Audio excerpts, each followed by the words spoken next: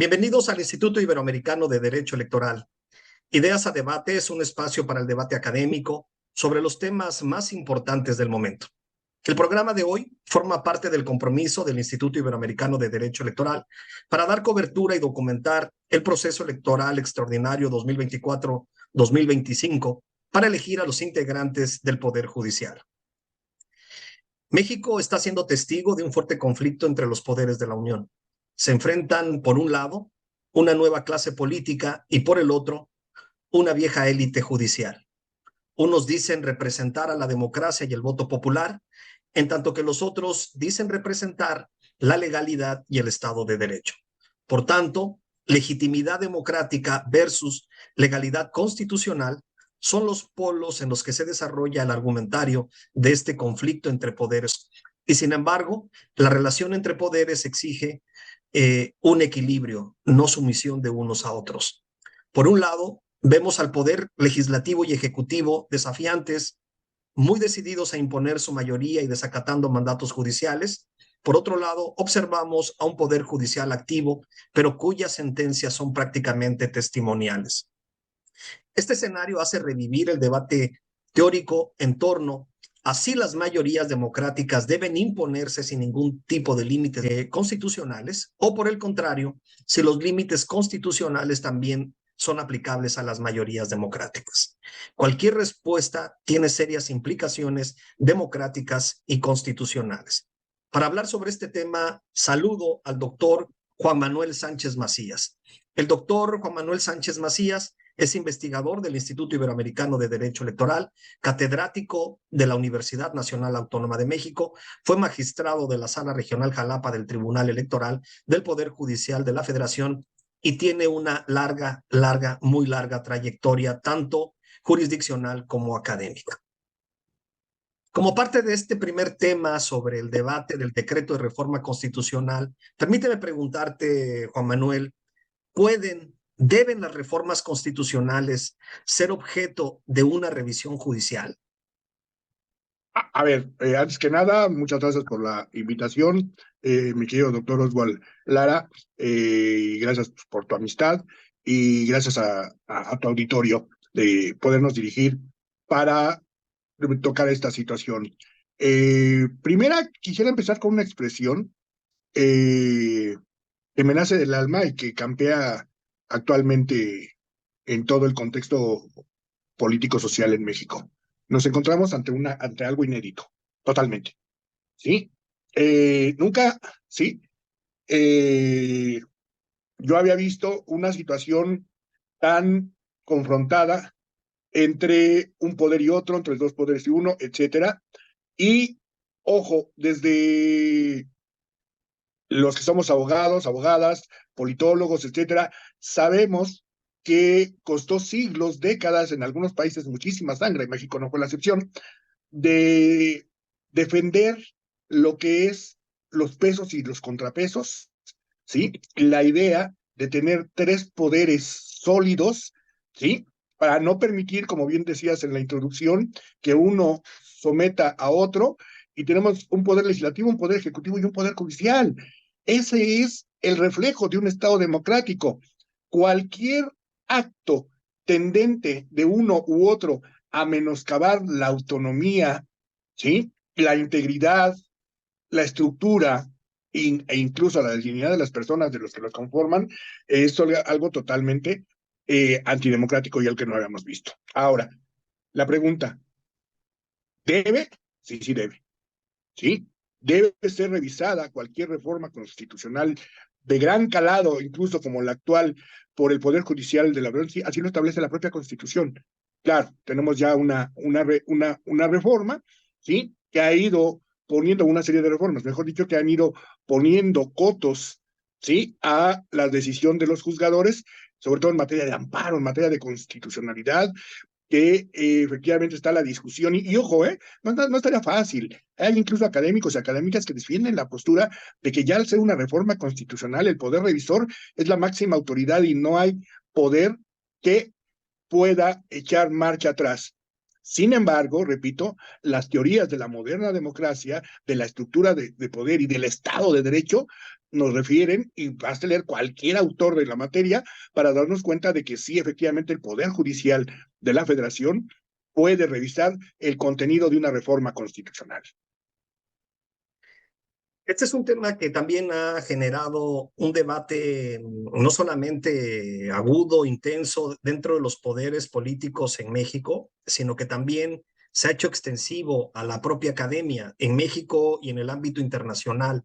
Por el lado de los académicos nacionales, encontramos a personalidades como Diego Valadez que han señalado que las reformas constitucionales, por provenir del órgano del que provienen, no son objeto de revisión constitucional, salvo que no cumplan con una serie de exigencias que establece la propia Constitución. Sin embargo, hay otros académicos en el concierto internacional, como Luigi Ferrajoli, que en recientes días, en una entrevista que también se hace a Justicia TV, responde que sí, que desde su punto de vista esta reforma que se está impulsando desde el Poder Ejecutivo y Legislativo daña y afecta severamente la independencia judicial y obviamente la separación que debe haber entre los propios poderes. En torno a este debate, Juan Manuel, ¿cuál sería tu reflexión en torno a esta nueva propuesta entonces que está haciendo ya el ministro Carrancá en torno a la declaratoria de la invalidez parcial de este decreto de reforma constitucional en materia de elección de jueces, tanto del Poder Judicial como de las entidades federativas? Efectivamente, un tema muy, muy complicado. Lo que hemos visto por las noticias, por las redes sociales, es que ya hay un proyecto o anteproyecto de resolución del ministro González Alcántara Carrancá, en el sentido de declarar parcialmente válida la reforma constitucional y declarar la inconstitucionalidad de algunas otras partes. Se dice que en próximas horas la Suprema Corte de Justicia de la Nación sesionará para ver si se aprueba o no ese proyecto, si se le hacen modificaciones, si se rechaza, etcétera. Pero definitivamente, repito, la Suprema Corte de Justicia de la Nación, estemos o no de acuerdo, ¿sí? Podemos estar o no de acuerdo con sus fallos, como con cualquier fallo de cualquier tribunal, del tribunal electoral, de un colegiado, etcétera, pero evidentemente tiene constitucionalmente las atribuciones, es el máximo intérprete de la Constitución. Entonces, claro que tiene las atribuciones, siguiendo el pensamiento de Ferrajoli, ¿sí? Para pronunciarse. Cuestión muy distinta, repito, es que estemos o no de acuerdo. Y ojo, cuestión muy distinta es el impacto, poniéndonos en el escenario de que sea aprobado el proyecto, ¿sí? Como dicen las noticias que viene, ¿sí? En ese contexto, habría que ver contexto y ver la reacción de los demás contendientes, hablo concretamente del Poder Legislativo y del Poder Ejecutivo, qué van a hacer si realmente llega a aprobarse. Entonces, ojo que acordémonos que para que se pueda declarar la inconstitucionalidad de un precepto se requiere la mayoría de 8 votos. También, esa es una situación también, ¿sí? En ese contexto que lleva a la idea de ver si se logra esa mayoría de 8 votos, en qué partes y en qué partes no, para expulsar del contexto legal constitucional uno de los artículos, varios artículos o alguna porción normativa, etcétera. Va a estar interesante, pero lo cierto es que la incertidumbre política, la tensión política y social que ha traído todo este movimiento de la reforma constitucional, repito, y perdóname que sea tan insistente el tema, pero es algo inédito, es algo que no se había visto. Algo inédito y sobre todo porque los argumentos que están sobre la mesa, como lo referí en la introducción, es que, por ejemplo, desde el lado del Poder Legislativo y del lado del Poder Ejecutivo, pues sostienen que están avalados por el mandato popular que les dio 36 millones de electores en la pasada jornada electoral y que eso les da esa legitimidad para poder modificar la propia Constitución y que esta, por ese mandato popular, por esa mayoría alcanzada en el seno de las cámaras del Congreso mexicano y por las mayorías de las legislaturas, es que debe ser respetado sin poder ser sujeto a una revisión por parte de la Corte. Yo cuando señalaba que cualquier respuesta en torno a si las mayorías deben tener o no límites constitucionales o si los límites constitucionales pueden ser impuestas a las mayorías democráticas, es que tiene implicaciones. Cualquier escenario o cualquier elección que cualquiera de nosotros pueda asumir tiene implicaciones, porque por un lado es cuestionar el gobierno de las mayorías, pero por el otro lado también se podría cuestionar el gobierno de los jueces, que también como parte de este activismo judicial ha quedado sobre la mesa. Y te adelantaste a la siguiente pregunta que quería formularte. ¿Qué esperar en el caso de que el día de mañana, que entiendo que está convocada la sesión de la Suprema Corte de Justicia de la Nación, se declare la validez de una porción del decreto de reforma constitucional y por otro lado se declare la invalidez? ¿Qué esperar del Poder Legislativo y del Poder Ejecutivo? ¿Cuál será el comportamiento? ¿Acatarán? ¿Desacatarán? ¿Qué pasará con el proceso electoral venidero? Me gustaría escucharte, Juan Manuel. Yo creo que aquí habría dos respuestas, y perdón, no quiero ser ambiguo, pero creo que hay que poner las cosas en su contexto. Una académica y otra de la realpolitik. O sea, la académica, la teórica, nos dice que, suponiendo sin conceder que venga el proyecto y que sea declarada inconstitucional o la validez de de una porción normativa de la reforma, la teoría, repito, nos dice que debe acatarse. Solo nos dice los libros ¿sí? De constitucional, los que son politólogos, sociólogos, etcétera, en el contexto, ¿sí? Político teórico, la idea nos dice que uno de los tres poderes se manifiesta sobre otra situación. La realpolitik no quiero pensarlo. No quiero pensarlo porque sí, porque no está en mis manos prever. Tú bien lo decías, el Poder Legislativo se ampara y el Poder Ejecutivo de que efectivamente 36 millones, la tercera parte del padrón electoral, votaron por ellos, sí, la tercera parte. O sea, vivimos en una democracia, ¿sí?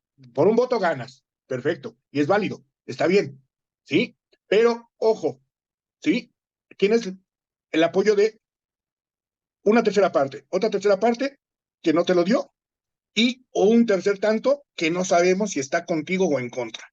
Desgraciadamente el fantasma del abstencionismo, que ojo con este proceso que viene de selección. Vamos a suponer que vamos a poner ese escenario de que pasa, de que no hay ningún problema, de que no se alcance la mayoría para declarar la expulsión de alguna porción normativa y se declare la validez de la mayoría o de la totalidad de la reforma constitucional.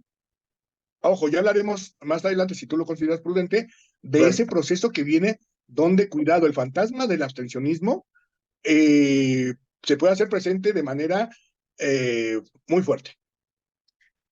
Ese tema por supuesto que está también llamando a una reflexión muy exhaustiva. Pero antes de entrar en ese tema, me gustaría abordar el tema que se ha denominado de las antinomias constitucionales, es decir, las contradicciones que se puedan encontrar dentro de este decreto de reforma constitucional en materia del Poder Judicial.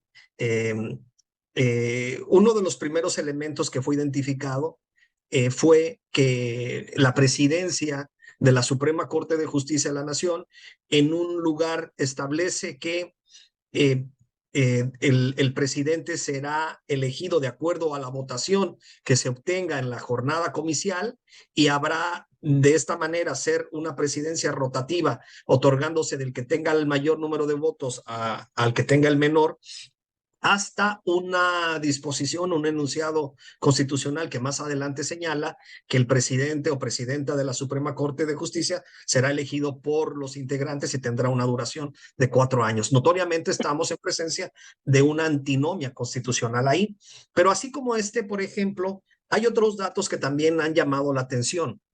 El decreto de reforma constitucional en materia del Poder Judicial o de la elección de sus integrantes fue publicada el 15 de septiembre de este año en el Diario Oficial de la Federación.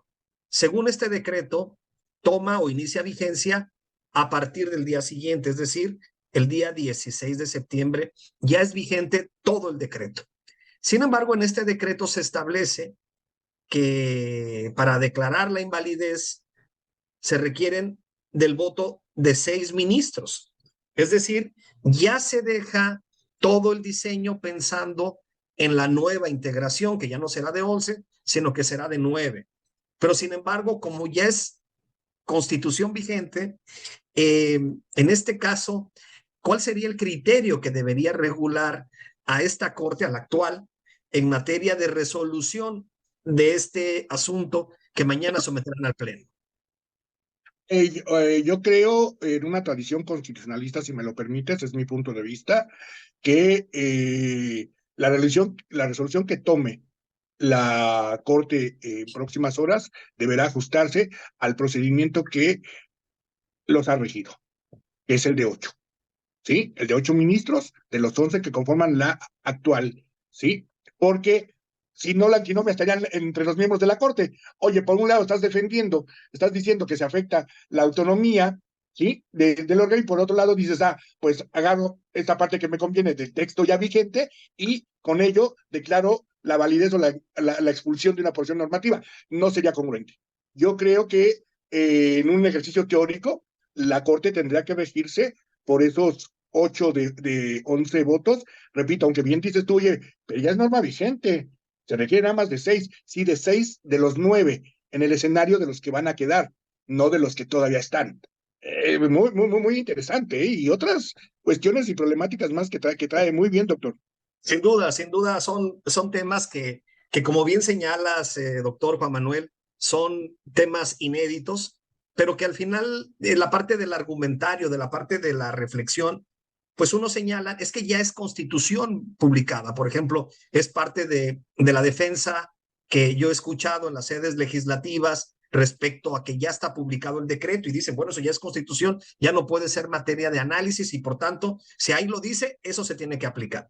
Bajo ese principio y bajo ese mismo criterio, si así lo dice, pues obviamente podría dar oportunidad a que se aplicara esta mayoría y no la otra. Yo desde luego coincido con lo que tú señalas. Debería esta conformación actuar y proceder en los términos que tradicionalmente le corresponden hasta antes de este nuevo decreto.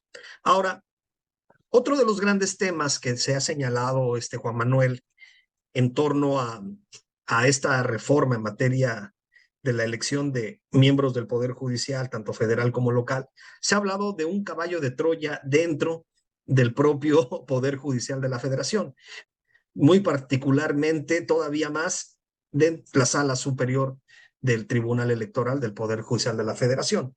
En días pasados resolvieron una acción declarativa en la que el Consejo General del INE somete a consideración de la Sala Superior si tenían ellos, por un lado, que dar cumplimiento a las suspensiones que se habían emitido dentro de un juicio de amparo con motivo de estas reformas constitucionales, o por el contrario, si tenían o no que atender a que en materia electoral los actos no pueden ser suspendidos y por consiguiente dar continuidad al proceso electivo. Obviamente el debate en la sala superior pues no se hizo esperar, estuvo interesante y en una votación de 3-2 se da vía libre para que el Consejo General del INE continúe con el desarrollo de este proceso electoral extraordinario. Sin embargo, sí genera dudas, sí genera un debate los elementos que fueron considerados por la mayoría de esta sala superior para declarar para tomar esta decisión. Y lo señalo muy específicamente, el magistrado ponente refería que como en materia electoral no se puede suspender el acto reclamado, lo ideal es que la sala superior, que el Consejo General del INE no se detuviera. En tanto que los votos minoritarios referían que sí, que eso era en los medios de impugnación en materia electoral, pero que esto era una materia de amparo, que no abarcaba la propia materia electoral. En ese sentido, nos han llegado preguntas, Juan Manuel, sobre una reflexión en torno a estas dos posturas emitidas por Sala Superior con motivo de esta consulta que le hace el INE en torno al seguimiento o no de este proceso extraordinario de elección de jueces. No, evidentemente, digo, como bien lo resumiste, hay dos posturas encontradas, incluso la frase del max oponente es que, sí, desde 1907 nunca se ha suspendido ninguna elección y proceso de elección, y que efectivamente nunca lo ha sido. Sin embargo, yo creo que, y aquí corro el riesgo de ser muy purista. Yo, si me lo permites, al margen de eso, yo creo que la sala superior debió haber dicho, mi postura dice, yo no soy competente. ¿Cómo me pides a mí que si le haces caso a una resolución de jueces de amparo, que no es mi materia, ¿sí? O sea, esa situación, vete a los canales competentes, si acatas o no la resolución de los jueces, de las juezas y jueces de amparo que están concediendo la suspensión, ¿sí? Sobre el decreto de reformas. Puristamente, yo creo que la sala superior debió haber manejado estas situaciones y sabes que no es mi competencia. O sea, tú sigue tu trámite legal, no hay ningún problema, pero me dices, oye, sigo el trámite, aunque, ojo, tengo resoluciones de amparo, ¿eh? ¿Qué hago? ¿Me detengo? Perdón, yo no soy quien para decirte eso, ¿sí? Entonces, sí, entiendo que hubo una sentencia declarativa, etcétera, pero, repito, yo hubiera dicho, no es del resorte de la competencia de esta sala superior pronunciarse o no sobre el acatamiento y observancia de una resolución de amparo. Sí, muy de acuerdo, muy de acuerdo. Es lo que también en principio me hubiera conducido a reflexionar más en este sentido, porque al final del día lo que está dando, aunque sea declarativamente, lo que está dando a entender es que no respetes las decisiones que han tomado otros tribunales en el marco de su competencia. Y bueno, A esto eso se reduce, exacto, claro. eso se Y traduce, eso perdón, se pero yo no me traduce. puedo pronunciar sobre eso, ni aún en forma declarativa, ¿eh? Pero eso, Exactamente. digo, ese es mi punto de vista, pues estoy equivocado, ¿no? Ese es mi punto de vista como constitucionalista, experto bueno, en nada, estudioso de la materia constitucional mexicana. No, no, eres un referente, Juan Manuel, en estos temas, y por eso es importante reflexionarlos, ¿no? O sea, digamos, ¿qué es lo que se está haciendo? Esto no es un debate, no es un debate político, no es un debate partidista, es un debate en términos académicos, analizando las posturas que los propios tribunales están asumiendo en torno al futuro de la democracia electiva de jueces en el país. Y por eso es importante que nosotros también analicemos y escudriñemos qué están haciendo y cómo lo están haciendo. Te quería también consultar sobre estos elementos que ya venías anticipando y que tienen que ver con la instrumentalización del proceso electoral extraordinario 2024-2025. Pareciera que tanto en la Constitución como en las leyes generales, el diseño legal fue básicamente decir, en materia de campañas, que reglamente el INE, en materia de fiscalización, que reglamente el INE, en materia de acceso a medios de comunicación, que reglamente el INE. Es decir, básicamente es una elección que ya inició y cuya labor principal le corresponde al INE ir sobre la marcha reglamentando. Por un lado, ese es uno de los grandes retos que se va a enfrentar la autoridad electoral en este proceso. El segundo reto es la parte económica. ¿Cuánto va a costar, Juan Manuel, una elección de esta naturaleza?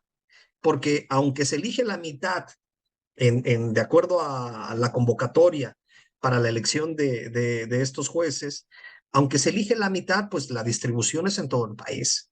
Y obviamente pues abarca desde el norte al sur y no hay mayor, digamos, orden en ese sentido de empezar por entidades o de hacerlo de manera escalonada por regiones, sino que se abre a todo el país y esto va a generar un costo muy importante y que va a venir, obviamente, en la reflexión futura, otro dato que tú también señalabas, la legitimidad y el resultado de estos procesos electivos, qué participación va a tener y luego si esto se traduce en la legitimidad de quienes resulten electos. ¿Qué opinas, Juan Manuel? Híjole, la finura de tu mente se refleja en los tres planteamientos que haces, mi querido doctor. A ver, efectivamente, primero, que quede claro, no es mi postura, ni creo que la tía tampoco, atacar el contenido de la reforma. Es exponer en base a la experiencia, ¿sí? Los riesgos que uno como académico ve, ¿sí? El primer punto de entrada, yo sí veo una serie de peligros, de contradicciones en la instrumentalización del proceso de selección. Primero, la reforma dice que la ley garantizará, ¿sí?, que los perfiles más adecuados lleguen, ¿sí? Trayectoria, currícula, preparación, estudio, etcétera, etcétera. Muy bien. Sin embargo, que en esta situación contratiempo que vamos, se están estableciendo los comités, ¿sí?, de evaluación, y será el primer filtro ante esos comités. La idea es, objetivamente hablando, que se selecciona a los mejores perfiles, a los más preparados, etcétera, ¿sí? Pero esa lista después se enviada al Senado. Y la propia reforma establece que el Senado podrá hacer insaculación para ajustar las plazas. O sea, perdón, insaculación es sorteo, ¿sí? Y entonces vamos a dejar al azar la posibilidad de que el mejor perfil, por poner un ejemplo, salga, quede fuera, ¿sí? Cuidado, ¿sí? Ese es uno. Ya al margen de la popularidad que logre, pues serás muy mejor perfil, pero ¿qué crees que no te favoreció el voto? Ese es un peligro que de entrada que yo veo, ¿sí? Entonces, cuidado. Segundo, efectivamente, el costo. Se habla, expertos aquí en mesas que se han hecho en la UNAM y algunos artículos que hemos leído, etcétera, se habla que el costo, ¿sí?, de la mitad, que se va a renovar la mitad del poder judicialmente, el voto popular, será el equivalente al de una elección intermedia, donde se eligen, ¿sí?, de carácter federal, donde se eligen a 500 diputados. Es más o menos el número. 300 mayoría relativa, 200 de representación proporcional, donde se habla de 12,000 millones de pesos. Primera, la cifra me parece muy, muy fuerte, muy elevada para una instrumentalización de nombrar a tus propios jueces. Ahora, yo por la experiencia que tengo y que estuve 32 años en el tribunal viendo estos temas, no de elección de jueces, sino de elección de cargos, sí, a cargos de elección popular, perdón, pero se va incrementando. Y yo no creo que sean esos 12,000 pesos. Yo creo en un estimado, repito, puede estar equivocado, pero yo creo que estaríamos hablando de 16, 18,000 pesos. ¿Sí? Pero no me preocupa eso, el costo, sino el costo político y social, ¿sí?, en el impacto de la ciudadanía. Me explico. Ya lo mencionabas tú. A ver, el fantasma del abstencionismo siempre ha rondado en toda elección. ¿Sí? En México sabemos, ¿sí?, la media de votación históricamente es el 60, en una elección muy copiosa, 65% del padrón electoral. O sea, las dos terceras partes, siempre hay una tercera parte, ¿sí?, que se va del lado del abstencionismo. Entre esas dos terceras partes se divide, una tercera parte un poco más, vota por el candidato triunfador, y el otro tercio de los votos se diluye entre las demás fuerzas políticas contendientes en la materia política, donde hay más movimiento, más situación, y si cabe la expresión, perdónenme la palabra, queridos, ¿sí? Escuchen, un poco de morbo en la cuestión política, por quién va a ser el diputado, etcétera, ¿sí? La actividad política, etcétera. Ahora, yo pregunto, ¿ese fantasma va a ser igual, menor o peor para elegir jueces? ¿Sí? Perdón, pero la experiencia nos dice que, para mí, ok, echan dar la reforma, pero primero conciencia social. Una serie de programas, de prácticas, ¿sí? Políticas públicas, y dice públicas no gubernamentales, ¿sí? Gobierno, partidos políticos, autoridades electorales, autoridades judiciales, ONGs, organizaciones no gubernamentales, grupos activistas, realmente decir, oye, la idea es crear conciencia en esto, ¿sí? Crea conciencia en la ciudadanía, explícale la importancia, ¿sí? Que va a tener, que con su voto va a poder elegir a jueces. Y otro costo, yo soy juez, o, perdón, candidato a juez, y mi contrincante es el doctor Oswald Lara, pero resulta que el doctor Oswald Lara, ¿sí? La reforma dice que ni él ni Juan Manuel puedan hacer, ¿sí? No va a haber financiamiento público, no va a haber financiamiento privado, ¿sí? Pero, ojo, se habla en el decreto de un tope de gastos personales. Híjole, primero habría que ver ese tope. Y segundo, entonces resulta que si el doctor tiene mejor infraestructura y a lo mejor tengo un mejor perfil que él, es un ejemplo, ¿eh? Sí. Me va a ganar el doctor Lara porque tiene, ¿sí? Un mejor perfil o tiene un amigo, ¿sí? Que trae a dos youtubers que tienen millones de seguidores. Y para cerrar este punto, ojo, se habla de campaña, ¿eh? Tiempos en radio y televisión que va a administrar el INE, así como los partidos.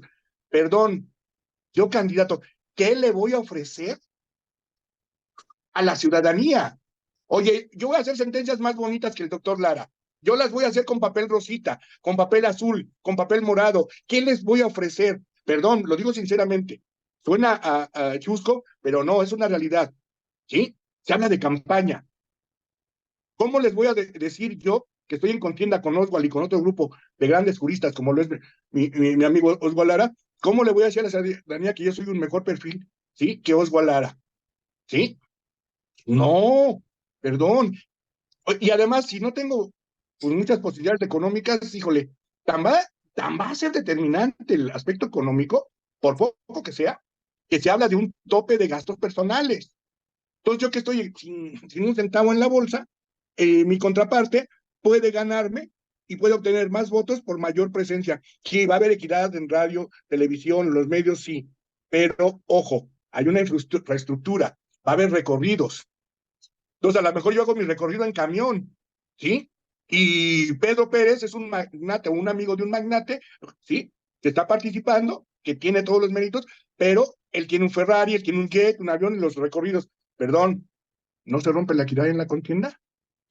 ¿Quién va a supervisar todo esto? Ya sé que hay un sistema de medios de impugnación que en su momento va a llegar a sala superior y que valoraría toda esta situación.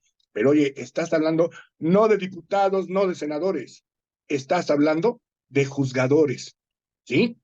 Alguien, como decía en la mañana una persona que declinó, ¿sí? A una candidatura, no digo el nombre por razones obvias, porque ya todos los medios lo saben, que dijo, toda mi vida me he dedicado a hacer sentencias, ¿sí? No está en mi ánimo el convencer a la gente que vote por mí porque me he dedicado a estudiar, ¿sí? Para servir mejor a mi país. Juan Manuel, Oswald Lara, somos de esos. Toda nuestra vida hemos servido a nuestro país en la trinchera, en el litigio, en el Poder Judicial, en nuestro trabajo, en la academia, ¿sí? Y perdón, pero salvo este programa, doctor, no creo que tengas millones de seguidores y ojalá los tengas si decides participar, pero no creo que tengas millones de seguidores que como un youtuber, eso es otra, puede por salir por ahí un abogado youtuber con un buen perfil, ¿sí? Y cuidado, no es fácil, ¿eh? No, no es fácil. Además, como bien señalas, en el campo de las campañas político-electorales para la renovación de ayuntamientos, congresos locales o ejecutivos locales o diputados o senadores del Congreso de la Unión y el Ejecutivo Federal, lo que está en juego y lo que se disputa son otros medios, otros bienes, otro tipo de, de mensajes el que se tiene que emplear. Justamente ahora que lo decía, sí, es verdad que se va a promover por un juez, por un candidato a la judicatura, que va a querer un mundo más justo, pues todos lo van a decir. Creo que sería políticamente incorrecto que alguien dijera lo contrario.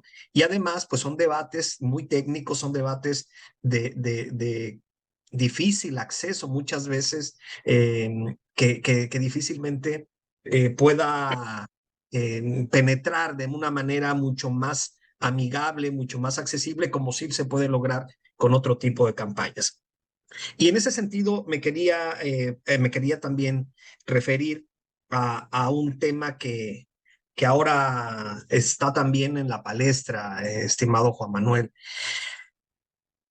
¿Qué va a pasar si el día de mañana, que digamos es la pregunta obligada, un proceso electoral inédito para la elección de jueces? Inédito me refiero en el país.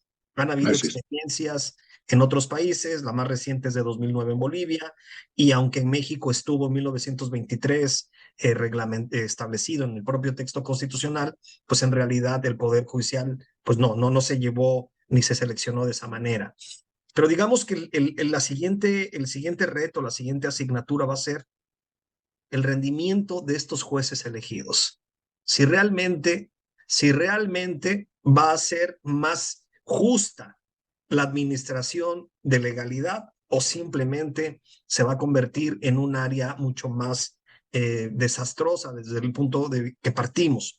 Es verdad, yo siempre lo he señalado, yo creo que la actual configuración del Poder Judicial en México tiene muchas debilidades. Hay corrupción, hay mucha corrupción en el Poder Judicial. Hay nepotismo, no lo podemos negar. Que la justicia es retardada, pues por supuesto, salvo algunas excepciones como la materia electoral que tiene tiempos y plazos muy breves, todas las demás tienen plazos muy prolongados. Una de las grandes acusaciones que se hace a la justicia constitucional es que cuando ganas un amparo es para efecto de regresar a la autoridad de origen que vuelva a hacer una emisión de una sentencia. Y eso al final del día, pues como que te reconocen el derecho de forma, pero en realidad en la sustancia no ejerces ese derecho fundamental. Y así como esas, hay muchas críticas que yo creo que la mayoría de los mexicanos acompaña a esas críticas que se han hecho al Poder Judicial. Sin embargo, también es verdad que no es una posición alejada de la realidad, es sobre si esta ruta de la selección de los jueces es la más conveniente para el país y es la más conveniente para la garantía de esos derechos. Al final del día, esta propuesta que hoy se está convirtiendo en una nueva realidad jurídica para México va a tener efectos y el día de mañana puede también tener un efecto boomerang.